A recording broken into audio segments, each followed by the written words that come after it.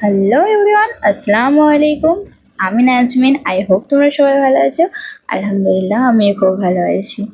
তো আমি যেহেতু ডেইলি ব্লগ বানাই, তাই জন্য আজকে একটা ডেইলি ব্লগ নিয়ে চলে এলাম। তো কিছুদিনের জন্য আমি ডেইলি ব্লগ দিতে পারিনি, তো আমি আবার চালু করেছি আমার ডেইলি ব্লগ দেওয়া। তো সকাল সকাল আমি নাস্তা করছিলাম, আর আমি খাওয়া দাওয়াটা বেশি দেখাই একটু, কারণ একটা রুমের মধ্যে আর এর থেকে বেশি কিছু দেখানোর মতো নেই, তাই জন্য রান্না বান্নার খাওয়া দাওয়াটাই দেখাই। তো তোমাদের কেমন লাগে দেখতে জানাবে আমাকে। তো সকালে নাস্তাটা আমি সেরে নিয়ে তারপরে আমি এখানে রান্না বান্না করে নিচ্ছিলাম। তো রান্না হওয়ার পর তো সন্ধ্যেবেলায় আমি দুপুরের খাওয়া দাওয়ার ক্লিপ নিয়ে নিই। সন্ধ্যেবেলায় সে আমার জন্য নিয়েছিল পেস্টি। আর এটাও তোমাদের বলে দিই, আজকে ছিল আমাদের ছুটির দিন, আজকে ছিল মঙ্গলবার। তো সে আমার জন্য পেস্টি নিয়ে আসে, তো আমি এখানে পেস্টি খাচ্ছিলাম। তারপরে আমরা প্ল্যান করি দুজনে মিলে যে আমরা আজকে চিকেন কষা রুটি খাবো। তো আমার অনেক দিন ধরে খেতে ইচ্ছা করছিল, তাকে বলতে সে বললো চলো বানিয়ে ফেলো আজকে, কারণ অনেক দিন হয়ে গেছে আমাদের খাওয়া হয় না।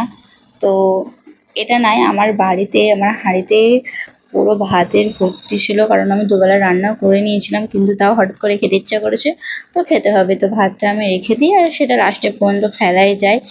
তো আমার যেমন মতলব প্ল্যান তেমনই কাজ, যে ভাবা সেই কাজ আমরা চালু করে দিই। তো আমি এইখানে চিকেন কষা করার জন্য সব মশলা রেডি করে নিচ্ছিলাম।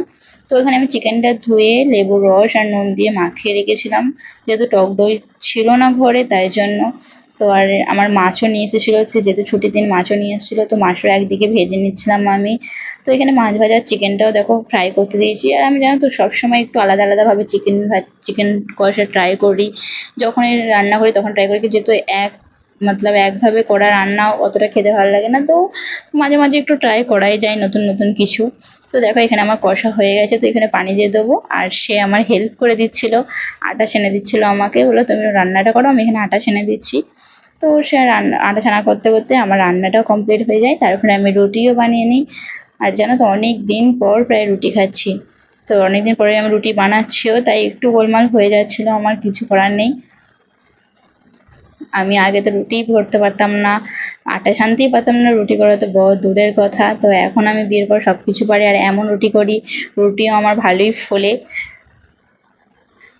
তো তারপরে আমার রান্নাবান্না কমপ্লিট করার পরে দুজন মিলে খাওয়া দাওয়া করতেও বসে পড়ি। আর সত্যি কথা বলতে আমার অনেক ভালো লাগছিলো, আর চিকেন কষাটাও টেস্টি হয়েছিল, অন্যরকম ট্রাই করেছিলাম, তো টেস্টি লাগছিলো। রুটির সাথে খাওয়ার জন্য আমি বেশি ঝোল করিনি গো, প্রায় কষা কষাই করেছিলাম, উপরে পুরো তেল তেল ভাসছিল। তো এখানে আমার দুজনে মিলে খুলে নিই, আর আমি তাকে বলি যে তুমি একটু বড় জায়গায় চিকেন কষাটা রাখবো, তো একটু বড় জায়গা নিয়ে আসো। সে নিয়ে আসে, আর দুজনে মিলে এখানে খাওয়া দাওয়া স্টার্ট করে দিই। তোমার ভিডিও ছিল এতটা পর্যন্তই, দেখা হবে আবার নেক্সট ব্লগে, ততক্ষণাৎ বাই বাই। আর ভিডিও যদি ভালো লেগে থাকে তাহলে ছোট্ট করে একটা কমেন্ট করে আমাকে জানিয়ে দিও, আর আমার ভিডিও তোমাদের কেমন লাগে সেটাও জানাবে। আর আমি এবার থেকে ডেইলি ব্লগ দেওয়ার চেষ্টা করব। তো চলো বাই বাই।